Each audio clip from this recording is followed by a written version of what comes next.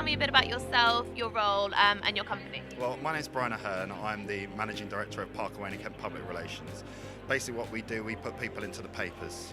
Nobody reads the papers for the adverts, where really it's more valuable to be for companies and, people, is actually within the articles. So that's mostly what our job is.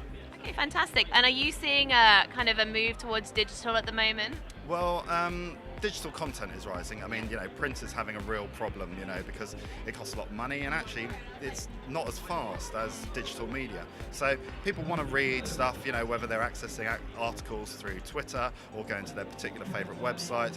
It used to be the preserve of the B2B media, which was, digital and websites, mobile content. But actually more and more consumer titles are doing it now. Women's titles are now closing their print editions to, go digital only. So digital's obviously huge for the digital media industry, for the media industry, and that's going to be the future of content. Yeah, fantastic. And have you noticed any kind of trends that have been happening this year, or like future trends that might be coming into the industry? This industry has a real problem. It's full of buzzwords, and full of crap.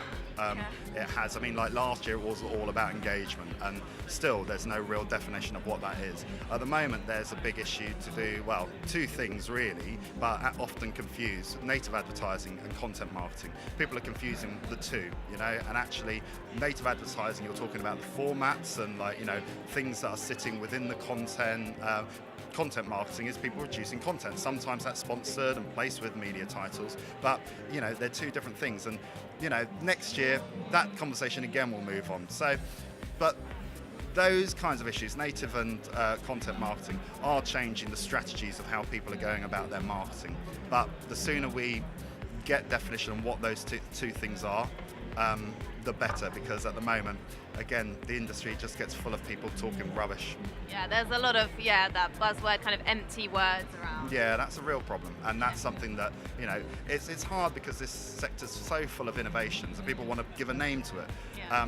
And it has trends, and that's responding to people and what society's wanting. But the industry would do much better if it got jargon free and was really more defined and gave more thought about the terms and how they name their technologies and their different strategies. Yeah, absolutely, because I think now consumers know so much, because they're all online as well, that they can see through all these kind of hollow words anyway. Well, I mean, that's sort of happening. I mean, but at the same time, people are producing a lot of content, and a lot of content is dross.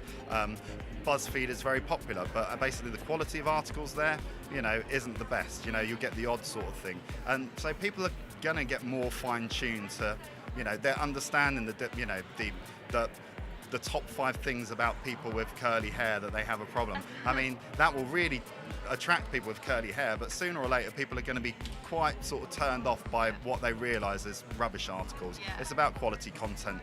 Yeah, absolutely. It kind of alienates people who don't have curly hair as well.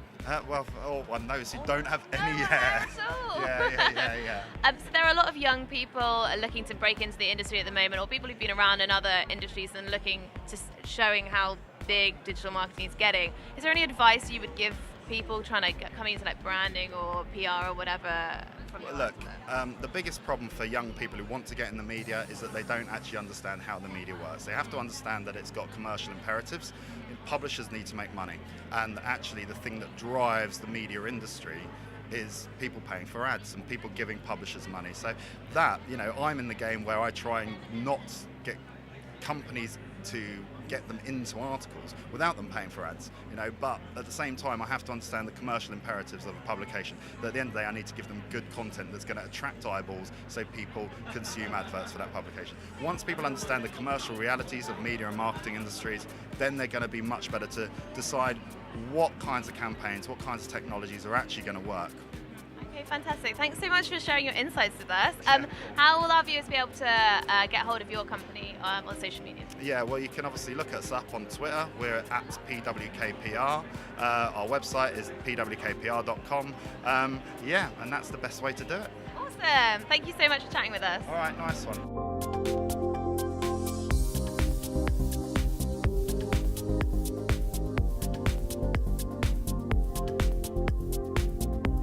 I think the next rising trend is probably content marketing.